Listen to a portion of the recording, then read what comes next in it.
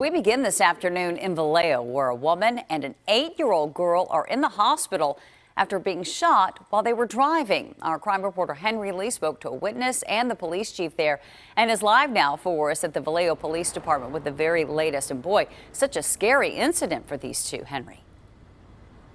It is, Heather, indeed. I've learned from a source close to this case that this 8-year-old girl and a relative were caught in the latest in a spree of gang-related back and forth.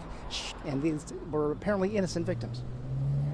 It's gut-wrenching to hear her crying for help because she's been shot. Vallejo Police Chief Shawnee Williams is speaking out after a woman and an 8-year-old girl were shot and wounded while driving. We should all be outraged to see. I'm a father, and when you have a 8-year-old victim that's a victim of gun violence, it's a tragedy. It happened at about 10:45 Wednesday night. A 30-year-old woman was driving with her family on Sonoma Boulevard near Chestnut when their Nissan Rogue came under fire. A woman was shot, and a 8-year-old female was also shot tragically. The woman was shot numerous times and is in critical condition.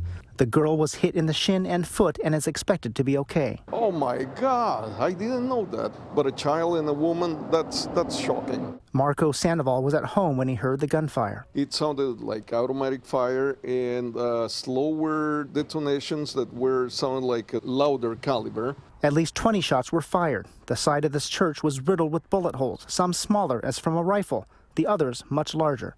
Sandoval says Vallejo police told him his surveillance camera captured footage of a black Dodge that was involved in the shooting. The victim's Nissan came to a stop in this field, where police had to force their way into the SUV, telling the woman to keep breathing. This was a senseless act of violence. We don't know what the motive is. It's currently an active investigation, and the detectives are trying to determine the motive. Investigators are casting a wide net as they try to find those responsible. This is an open investigation, so we don't rule out anything. Vallejo resident Darian Gaddis was out for a walk with her family. She says she's rattled. It's scary. You never know what's going to happen, but we just have to try to protect our little ones, ourselves, and just, I don't know, keep to yourself.